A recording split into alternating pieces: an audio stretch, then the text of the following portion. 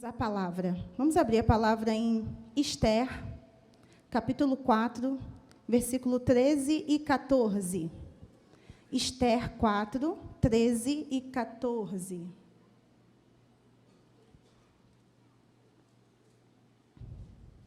Amém? E diz assim: Então Mardoqueu mandou que respondessem a Esther: Não imagines no teu íntimo que por estares na casa do rei, escaparás só tu entre todos os judeus. Porque, se de todo te calares neste tempo, socorro e livramento de outra parte sairá para os judeus, mas tu e a casa do teu pai perecereis. E quem sabe se para tal tempo como este chegaste a este reino. Amém? O tema da mensagem de hoje é: a crise é a impulsionadora do propósito. Que isso, pastor? É a crise que vai impulsionar o propósito? Muitas vezes e quase sempre. Nós estamos e viemos de uma grande crise agora na pandemia. E muitos de nós nos movemos por conta da crise. Quantos de nós tivemos que aprender a manusear, a internet de forma muito mais avançada por conta da crise que nós vivemos e estamos vivenciando? Muitos de nós passaram a trabalhar home office e tivemos que aprender a lidar com o trabalho, criança, marido, tudo em casa, a esposa. Quantos de nós tivemos que aprender a trabalhar pelo Zoom, pelo Meet, e tinha gente aqui que nunca tinha ouvido falar dessas ferramentas, sim ou não? Mas tivemos que nos adaptar, porque a crise faz isso. A crise, muitas vezes, nos tira do lugar do conforto. Às vezes, precisa vir uma crise existencial para que a gente se mova, uma crise no casamento, uma crise financeira, uma crise na saúde, para, às vezes, a gente mudar a nossa alimentação. Aí a diabetes bate a porta. Agora eu vou mudar a alimentação. Precisa chegar uma crise. Às vezes precisa do marido ou da esposa, falar que quer, eu vou embora, eu quero o divórcio, para se levantar e lutar por esse casamento e colocar o joelho no chão e orar. Muitas vezes precisa bater uma crise para nos fazer sair de um lugar onde está muito confortável. Então, hoje eu quero falar um pouquinho sobre Esther. E a Esther, aqui nesse contexto, representa eu e você, a igreja. Então, talvez hoje você esteja vivendo um tempo, talvez, de desânimo. Pastora, não estou passando nenhum desânimo. Talvez de conforto, ou de desconforto, ou de procrastinação, uma palavra tão falada nesse tempo. Procrastinação, o que é procrastinar? É deixar as coisas para depois. Só que procrastinar é algo que todos nós fazemos. Em menor ou maior grau, eu e você procrastinamos. E, às vezes, a gente precisa de uma pressão para sair do lugar. Sabe aqueles jovens, vou falar jovem porque não é só jovem não, mas sabe aqueles jovens que estão fazendo a tal da monografia, não é mais monografia, o TCC, e tem, às vezes, 6 meses para fazer, mas espera chegar na semana de entregar para se mover? Sabe? Não tem aqui esse tipo de jovem, não. Sabe? Sabe que tem que resolver um problema, o problema está ali, joga para debaixo do tapete, e quando o negócio está estourando, aí resolve botar. Mas agora tem muita coisa. É claro que tem muita coisa. Há 1 ano atrás não tinha muita coisa, mas na semana tem muita coisa. Todos nós, de alguma forma, procrastinamos. Então, a pressão, ela vem, a pressão do dia que tem que entregar o relatório, a pressão do dia que tem que entregar o TCC, vai chegando e alguém vai te pressionar para que você saia do lugar. Porque eu e você, muitas vezes, procrastinamos. Então, não sei se você chegou aqui hoje desse jeito, desanimado, ou desconfortável, ou confortável, ou procrastinando demais, mas talvez você esteja num momento muito bom da sua vida, num momento muito tranquilo, num momento muito bom.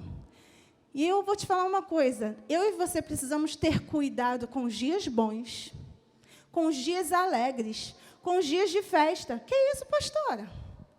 Um dia bom, alegre, eu tenho que ter cuidado, sim. Porque é nos dias de alegria que muitas vezes nós esquecemos do que é essencial. Porque está tudo muito bom. Nos dias de alegria e de festa, Maria e José esqueceram Jesus. Entende? O filho pródigo, na hora que o dinheiro estava na mão e estava tudo bem, se esqueceu do seu pai. É muito fácil se esquecer do que é importante quando tudo vai bem. Mas hoje, eu quero discorrer um pouco sobre o que estava acontecendo no tempo de Esther. O exemplo de Esther faz com que a gente entenda que nós, sim, precisamos nos posicionar no nosso tempo. Não precisa vir a crise, não precisa vir o dia mau, se eu e você nos posicionarmos no tempo certo. E é isso que Esther fez. Mas foi fácil? Foi fácil Esther se levantar e se posicionar? Não.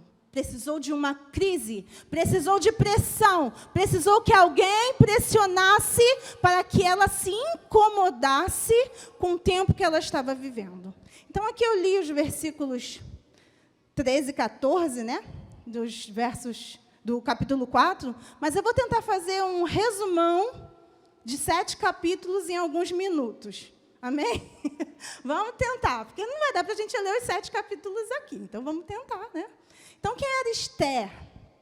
Esther, ela tinha sido levada em cativeiro, junto com seu primo Mardoqueu. Seus pais haviam morrido, e quem cuidava de Esther era Mardoqueu, seu primo mais velho. Tinha adotado ela como filha. Ela era órfã.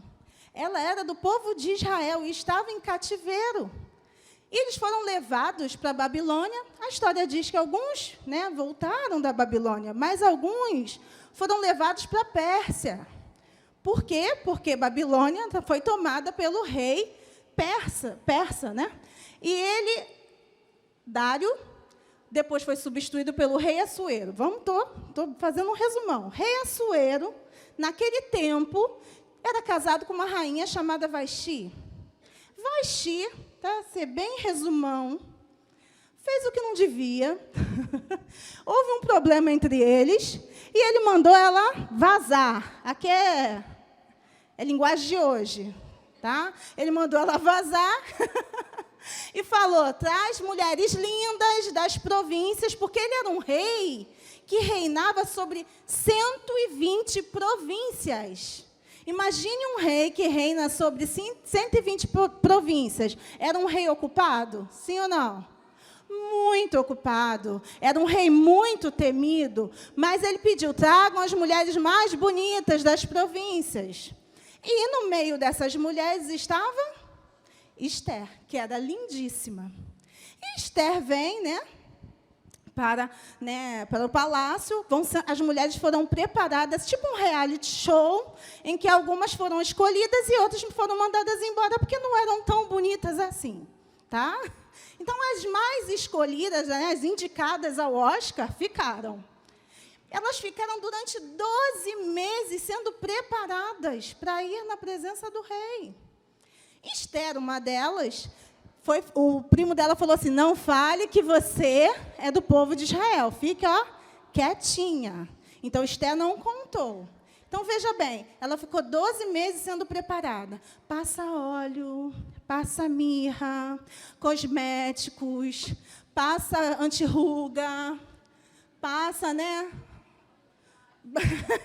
banhos de águas, sais e tudo. 12 meses, gente. 12 meses nessa maravilha. Até que o dia ela vai ser apresentada, todas foram apresentadas, as indicadas foram apresentadas ao rei Assuero, e a Bíblia diz que ele se apaixonou por Esther, e escolheu Esther para ser a rainha persa. Maravilha até aí? Todo mundo comigo? Então, aperta quem está do lado e fala: acorda! Acorda, em nome de Jesus! que daqui a pouco você vai entender porque que eu estou contando essa história toda. Se tu não lê Bíblia, tu esqueceu já disso. Se você ler, você está lembrando. E se você não lê, tá bom, porque a repetição faz a gente aprender mais. Amém? Então, onde eu estava, Esther foi escolhida. Ok. Ele deu para ela, gente, um harém cheio de mulheres servindo Esther. O negócio era muito bom. Imagina várias secretárias fazendo tudo que ela quer dia e noite. E ela ficava lá, e é óleo, e é mirra, e vamos embora cosméticos. É isso, dia e noite, dia e noite. E o dia que ele queria, ele mandava chamar, e ela ia linda, maravilhosa. Só que passaram 4 anos. Esther, nessa maravilha da terra. E passa óleo, e passa mirra, e assiste Netflix dia e noite. Como é que está o Instagram? Como é que está o Instagram? E está lá Esther no Instagram. E está Esther no Facebook. E estava muito bom. Deitada no sofá, comendo pipoca dia e noite. 4 anos se passaram. O que acontece? Mardoqueu, que era o primo dela, estava na frente do palácio. E o segundo cara do rei, chamado Amã, que odiava os judeus, passou. E quando passou, o primo dela, Mardoqueu, não se curvou para ele. Aquilo irritou ele profundamente. Como é que esse homem não vai se curvar contra mim, a mim? E aí ele foi lá reclamar com o rei Assuero e disse: tem um povinho aí que veio para cá, um povo de Israel, que está cheio deles assim, ó, um monte. E eles não têm as mesmas normas e regras que a gente. E o rei Assuero, que não estava a fim de se preocupar com isso, porque tinha muita coisa para fazer, falou para Amã assim: faz o que você quiser com este povo. Pega o meu anel e faça o que você quiser. Mas o rei não sabia que a sua esposa, linda e maravilhosa, também fazia parte desse povo. Estão aqui comigo? Então Amã disse assim: então faz o seguinte, vamos mandar matar Mardoqueu. Ele estava afim só de matar Mardoqueu porque não se curvava. Não, ele disse: vamos mandar matar todo mundo, todos os judeus, criança, mulher, velho, não importa, todos serão exterminados. E é assim, mais ou menos, né, um dia e do outro, não. Todo mundo vai morrer no mesmo dia. E manda carta para todas as províncias, porque todas as províncias tinham judeus, e todos sabiam que tinha data marcada para a morte de todo mundo. Então, o povo se desesperou. O povo entrou em desespero, mas, enquanto isso, todo mundo desesperado quer morrer. Onde estava Esther? Ai, gente. É que eu gosto de ser Jafete que tem sofá. Esther estava no sofá assistindo Netflix. O povo todo ia morrer e Esther, tranquilona, conversando no Instagram. Passando óleo e passando mirra. E Mardoqueu, quando soube que todo o povo iria morrer, ele rasgou suas vestes, se vestiu de pano de saco e foi para a frente do palácio. Ele pede para que chamem Esther, só que ele não podia entrar com aquelas roupas. Então, ela manda um dos seus funcionários ver o que estava acontecendo, e aí ele mostra tudo o que havia para acontecer. Havia dia e hora marcada para o extermínio de todo mundo. Só que a bonita da Esther, que estava ali, muito tranquila no seu harém, diz para ele o que a gente leu no início. E ela diz: olha, então, eu não posso ir simplesmente na presença do rei a hora que eu quiser. Eu só posso ir quando ele me chama, porque senão eu posso morrer. Aí ela diz assim: e aí, né? É isso. E aí ele diz assim: você está achando que porque você não quer se envolver vai dar tudo certo para você? Você está achando que você está aí por acaso? Você só está aí para ver Netflix e passar mirra? Você está aí por um propósito. Deus te levantou para um propósito. Não esqueça quem você é. Você era órfã, escrava, e Deus te colocou como rainha. Não para você ficar deitada, não para você ficar nesse aranha aí, tudo bem. Mas é para que você se posicione para este tempo. Entende? Claro que eu estou trazendo para a linguagem de hoje, tá, gente? Depois não vai falar que eu disse que tinha Netflix na Bíblia, hein? Pelo amor de Deus. Tem água aqui?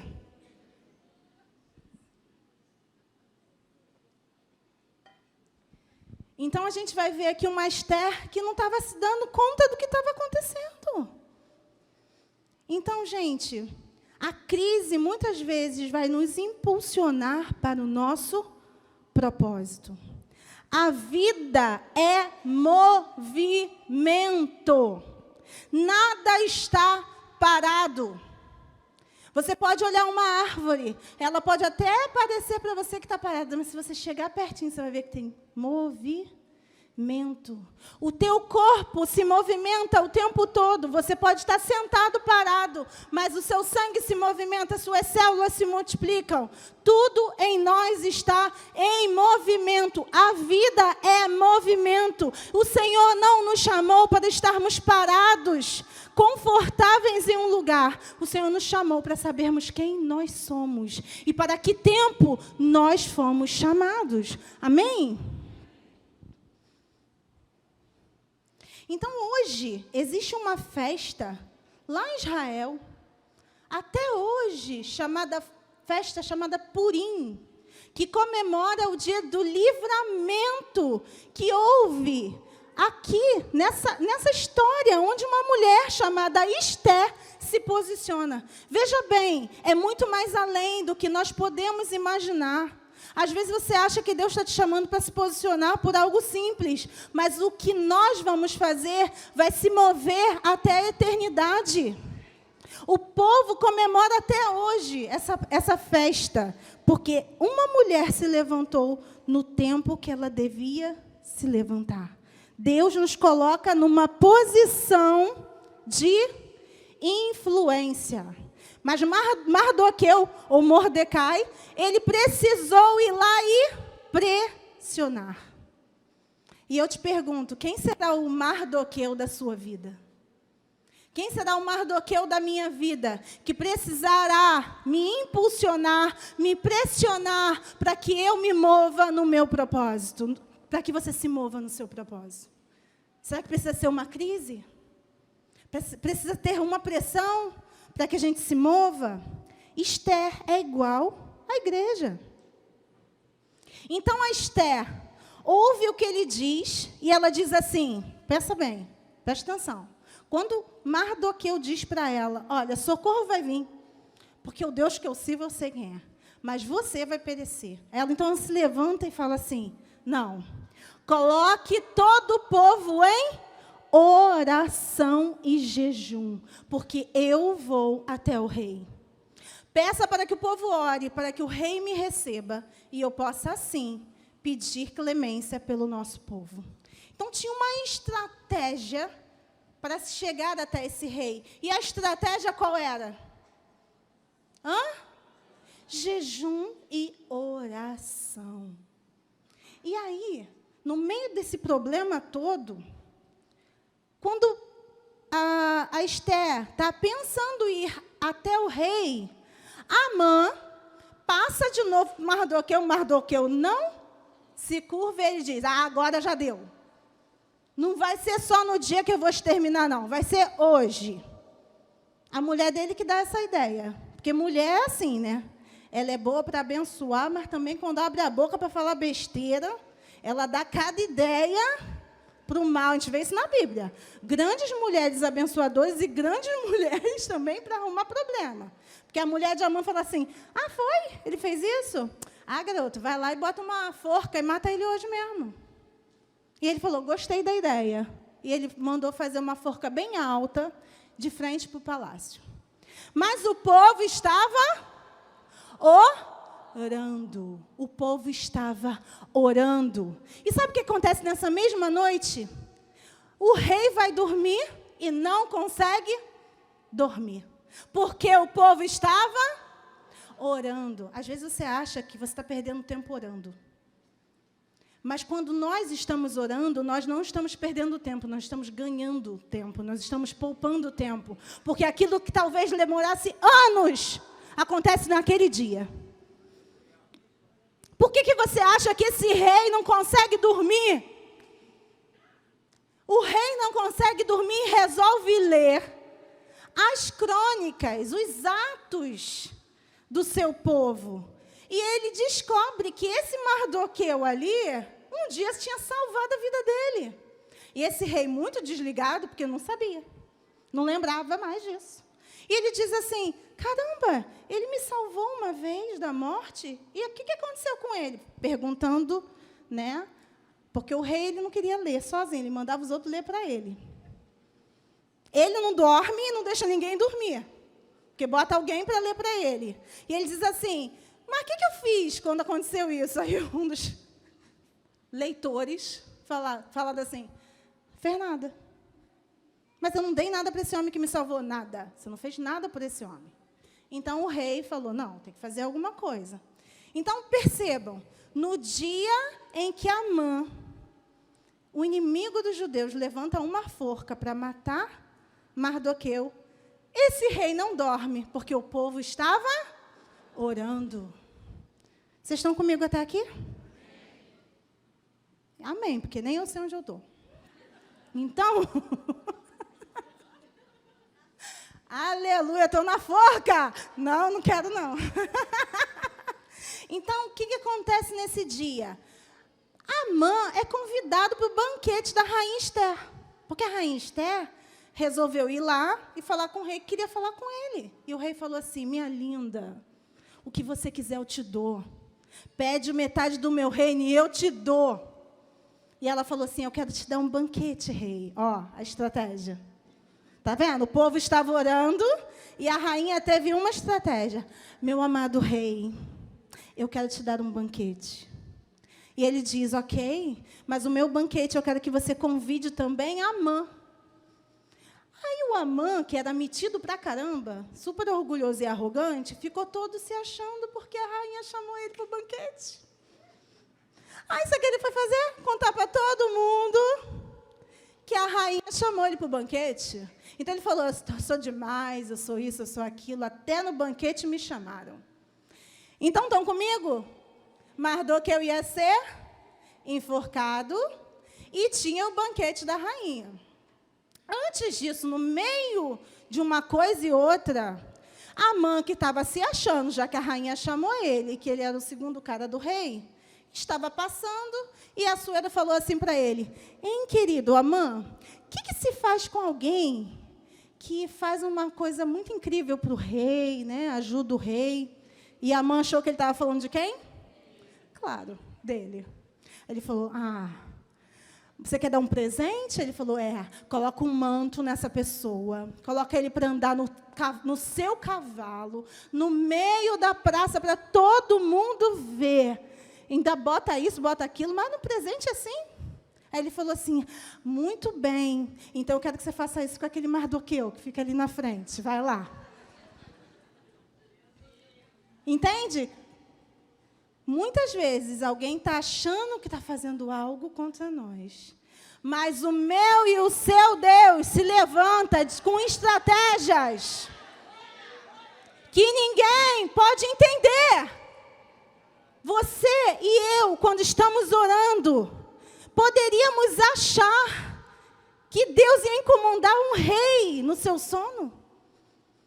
Que a forca que o inimigo preparou, ao contrário, ia ser para fazer aquele homem ser elogiado. Dá para entender que, às vezes, você está achando que o inimigo vai fazer algo contra você. Mas, quando você e eu nos levantamos e oramos, as coisas viram, as coisas mudam. Entende? E aí, chegou o dia, já passou a vergonha de ter que levar o Mardoqueu para fazer passeio. Aí vai ele para o banquete de Esther. E Esther chega, Assuero diz assim, diga-me, rainha maravilhosa, o que você quer? Eu te dou até a metade do meu reino. E Esther falou assim: existe uma sentença de morte contra todos os judeus. Esse é o meu povo. Eu te peço clemência pela minha vida e pela vida do meu povo. E o rei falou assim: quem? Porque esse rei era super ligado, né? Ele não sabia quem salvou ele, também não sabia que tinha esse negócio acontecendo. Ele falou assim: quem foi que está inventando esse negócio de matar todo mundo e matar minha rainha? Quem é esse perverso? Aí ela disse: ele, que está aqui, ó. Amãozinho. E o rei falou: o quê? O quê? Como você ousa querer matar a minha mulher? E aí ele se levanta estressadérrimo, não sabendo o que vai fazer, o que vai fazer, se vai matar, se não vai matar. Levanta e vai lá na frente, assim, olhar, né, à frente do palácio. E na frente do palácio tinha uma forca. E ele vê aquela forca e fala assim: o que é aquilo ali? Ah, é a forca que Amã fez. E aí ele volta. Quando ele volta, gente, Amã, que queria que Mardoqueu se ajoelhasse para ele, estava fazendo, sabe o quê? Ajoelhadinho para Esther. Por favor, fala com ele, clemência. Não fala, não deixe ele me matar. Quando o rei viu aquilo, falou: você ainda quer pegar minha mulher para você? Ele não viu ele ajoelhado por clemência, ele achou que ele já queria pegar a mulher dele. Ele falou: pega, nervoso, rei, quando quer fazer um negócio é na hora. Pega ele, tem uma forca lá na frente, enforca ele. E tudo que é dele, dá para Esther. E o anelzinho que é dele, dá para Mardoqueu. A forca que Amã fez para Mardoqueu foi a forca que o rei usou para matá-lo. Aquilo que o inimigo muitas vezes está trazendo para mim e para a sua vida é o que vai fazer ele mesmo se enforcar. Quando eu e você nos posicionamos. Entenda, Esther estava no momento de conforto, com a vida muito boa, mas Mardoqueu vai lá e fala: minha filha, acorda, a gente vai morrer, está todo mundo morrendo e você está deitada vendo Netflix, acorda! E ela se levanta para salvar o seu povo. E hoje, até hoje, é comemorado essa salvação, esse livramento, por uma mulher que se levanta e se posiciona. Então, em primeiro lugar, você precisa entender o que está acontecendo ao seu redor. Você precisa se mover na urgência, na compaixão. Às vezes está tudo bem com você. Às vezes a gente está na nossa zona de conforto, mas tem gente morrendo. Tem gente morrendo sem salvação, tem casamento acabando.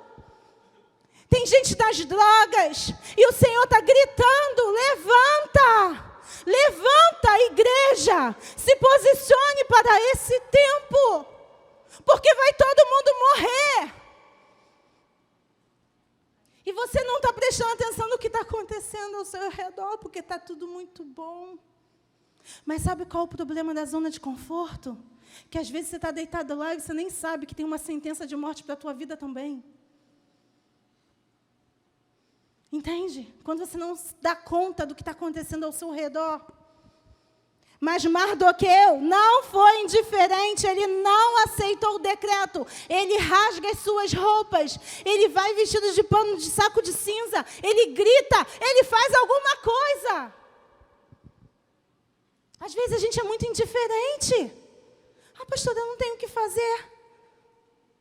Talvez eu não seja uma Esther, talvez eu não seja um Mardoqueu. Mas eu e você somos o povo de Deus. E o povo de Deus se levantou para orar. O povo de Deus não ficou indiferente ao que estava acontecendo. Tem uma passagem, quando Davi era rei. Davi estava num momento muito tranquilo do seu reinado, até que o seu próprio filho, Absalão, o trai. E ele é expulso do palácio. E estava tudo maravilhoso, até que o filho traiu ele e ele é expulso. E ele tem que fugir, senão ele vai ser morto. E ele vai para as partes mais baixas de Israel. E ele vê a escória. que o povo vivia. Ele viu o lixo onde o povo estava vivendo. E ele fala assim, o que é isso? Isso que o meu povo está vivendo? Ele não sabia, porque ele estava no palácio. Às vezes, precisamos ser traídos para nos dar conta do que deveríamos ter dado há muito tempo. Às vezes você não entende porque uma crise chega. Por quê? Porque deveríamos dar conta e não demos conta no tempo certo. Não cuidamos do que deveríamos cuidar. Não olhamos para o que deveria olhar. Não cuidamos da família. Não cuidamos do filho. Não damos atenção a uma vida de oração, a um devocional. Não damos atenção. E quando chega e a gente tem que olhar a verdade, a gente fala assim, era aqui que estava todo mundo vivendo? Era desse jeito? Sabe? Davi precisou ser traído para olhar o que ele deveria ter olhado há muito tempo no seu povo. Talvez você veja aqui, não era isso que você queria ouvir. Mas talvez fosse isso que você precisava ouvir. Às vezes a gente não quer ouvir certas coisas, mas a gente precisa. A palavra está dizendo para a gente, acorda. Se levanta. Eu, o Senhor, te chamei para um tempo. Você é filho e você é filha. Você já é coroado. Por que você vai ficar aí acomodado, passando olhinho, enquanto você tem o poder de livrar pessoas da morte? Tem homens e mulheres que foram chamados para levar multidões a Jesus, mas estão tão confortáveis com as suas vidas, que têm deixado de viver o seu chamado. Em segundo lugar, é preciso sentir e se identificar com o que está acontecendo. Eu preciso me identificar. Alguém já viu aqui um filme chamado O Menino do Pijama Listrado? Alguém já viu? Esse filme eu vi, chorei tanto. Danilo estava vendo comigo, eu achei que era de menininho, tinha um menininho, eu falei, vamos ver junto. Quando vi, o negócio começou a dar ruim. O Danilo começou a chorar. Mamãe, ele vai morrer. Eu falei, melhor sair da sala, sai daqui. Conta a história do Holocausto. Conta a história de um menininho judeu que estava nos acampamentos nazistas. E ele ficava ali. Só que tinha um menino que era filho do ricaço, né, que morava lá perto. E todo mundo sabia o que acontecia ali. Todo mundo sabia que ali era lugar de morte. Mas ninguém estava nem aí. E aí essa criancinha saía de casa, ninguém sabia, corria até o acampamento pela grade de fora e conversava com o menininho do pijama, listrado que não era pijama, né? Era a roupa da prisão. E ele olhava e achava que ele estava sempre de pijama, e brincavam, e ficaram muito amigos. E um dia, o menino saiu e foi falar assim para ele, eu queria muito entrar aí e usar essa roupinha que você usa. E ele falou assim, vou conseguir. E ele conseguiu passar pela grade e botou uma roupinha daquela. Mas era o dia da execução. E todos foram queimados. E a mãe, quando procura o seu filho na sua casa e dá conta que ele não está em casa, e ela corre e ela vê a fumaça que ela via sempre, saindo lá do campo de concentração. Ela sabia que eram pessoas sendo queimadas, mas eram só os judeus. Então, está tudo bem, né? Eu não sou judeu, então está tudo bem. Mas quando ela se dá conta que o filho dela fazia parte daqueles que estão sendo queimados, aí ela fica desesperada, ela chora e ela fica gritando. Será que precisa ser comigo e com você para que a gente sinta a dor? Entende? É preciso sentir e se identificar com o que está acontecendo. Nós estamos vivendo um tempo de crise.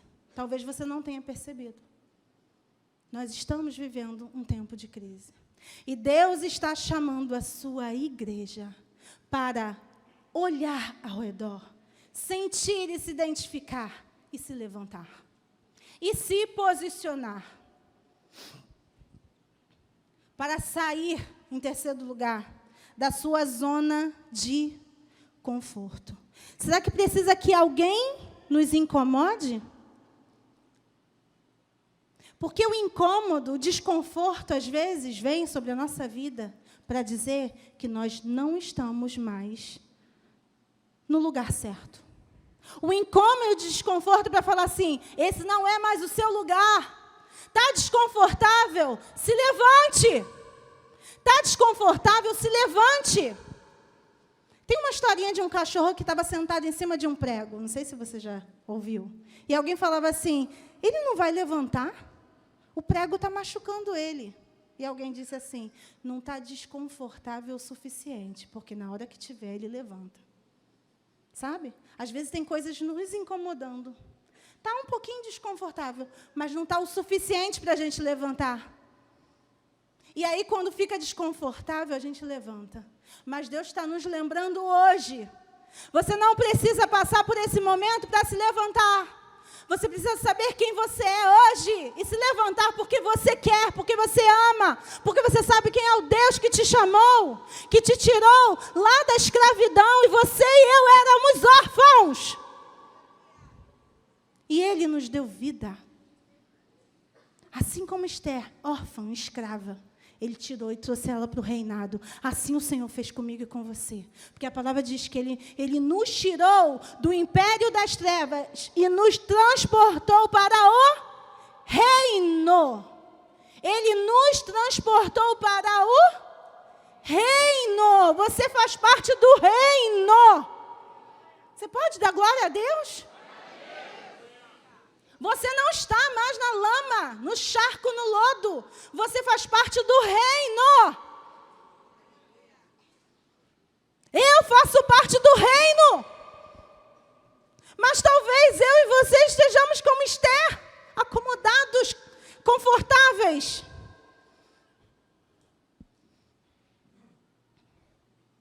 Tem uma frase que eu gosto e me lembra o Mardoqueu.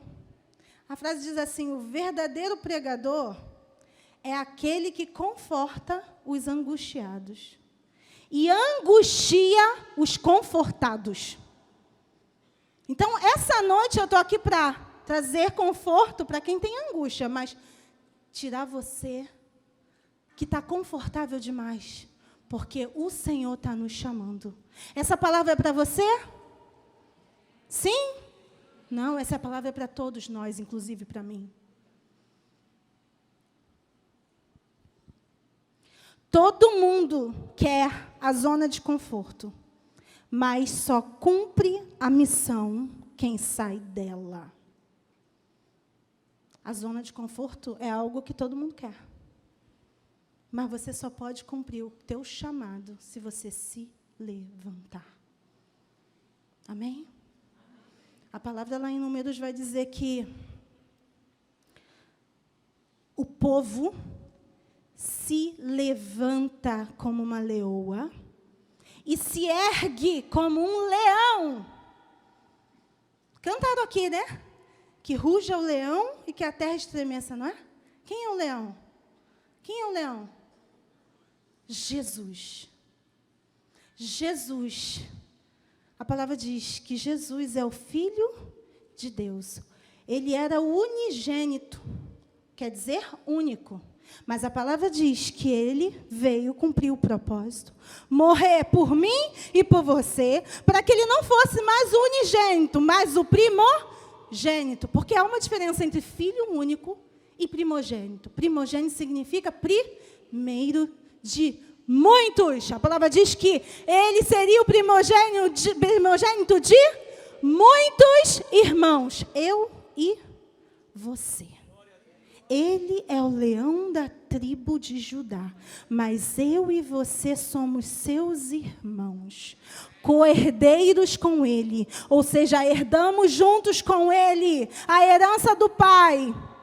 E se o meu Pai, que é Pai de Jesus, também é o meu Pai, e eu sou o irmão dele, e eu recebo a mesma herança, porque a palavra diz isso em Efésios.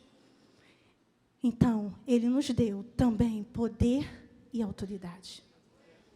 Então, quando a palavra diz assim, e o meu povo se levanta como uma leoa, e se ergue como um leão. Você sabe como quando a leoa se levanta?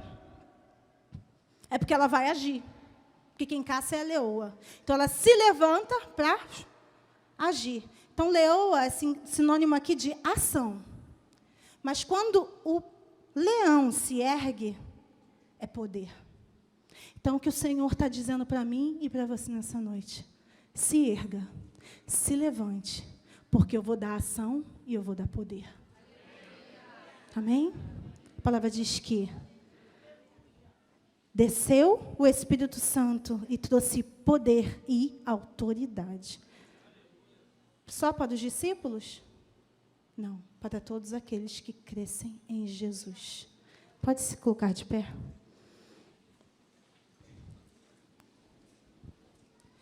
O Senhor está nos chamando para nos erguermos. Acabou o tempo. Acabou o tempo dos olhinhos. Acabou o tempo da passividade, do conforto. Pastora, que isso, pastora? Eu vim aqui, queria ouvir outro negócio. Acabou o tempo de procrastinar a sua vida. Acabou o tempo de você ficar fingindo que não tem problema para resolver. O Senhor está te chamando para você entender quem você é nele. O Senhor não morreu por mim e por você numa cruz para eu e você ficarmos com peninha de nós mesmos. Para que a gente viva como uma vítima das circunstâncias. Não, o Senhor morreu por mim e por você para que nós tivéssemos a sua vida. E não tem como alguém que tem a vida de Cristo estar passivo, acomodado, cansado, desanimado. Pastora, mas eu estou assim. E eu tenho Jesus. É isso que Satanás quer colocar na nossa mente. Não se envolve com isso não, dá muito trabalho. Cuidar de pessoas dá trabalho. Ter uma célula dá trabalho. Não se envolve com isso não. Isso aí é coisa para o pastor fazer. E aí a gente vai se acomodando. E nesse momento em que a gente se acomoda, que parece que está tudo bem, não está tudo bem. Porque a vida é movimento. E quando você para de se movimentar, a sua vida vai se esvaindo. E é natural que o desânimo venha. Que o cansaço venha. Você pode dormir a noite inteira, você acorda cansada. Sabe por quê? Porque você não tem um propósito a cumprir. Porque aquele que entende o seu propósito, levanta, se ergue. Porque sabe o que tem que fazer. Jesus sabia o que ele tinha que fazer. Jesus não ficava para lá e para cá. Não, Jesus sabia o que ele tinha que fazer. É isso que Deus está falando conosco. Você tem um chamado. Por que você acha que está dentro desse palácio? Assim como Esther. Por que você acha que eu te coloquei aí? Por que você acha que eu te coloquei nesse trabalho? Por que você acha que você está nessa faculdade? Por que você acha que você está nesse meio que parece meio de trevas? Porque você é a luz. Por que você acha que você tem essas habilidades, esses talentos? Você acha que é de você? Você acha que isso aí é teu? O Senhor colocou em você. Por que você acha que você fala tão bem? Você é tão criativo, tão criativa? Por que você acha que você cuida de pessoas e elas falam, uau, eu me senti amado, eu me senti tocado? Por que você acha que você chega em lugares e as pessoas procuram você? Elas nem te conhecem, elas procuram você. Por que você acha que você influencia? Que na hora do trabalho todo mundo quer que você seja o líder? Você acha que isso é natural? Não. O Senhor colocou em você. O Senhor colocou em você.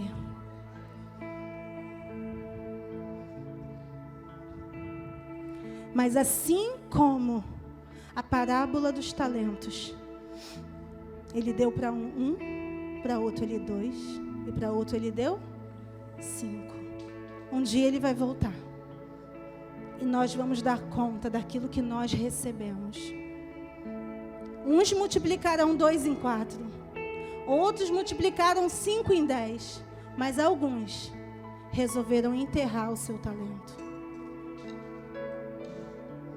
E a justificativa Eu achei que o Senhor era um Senhor mau.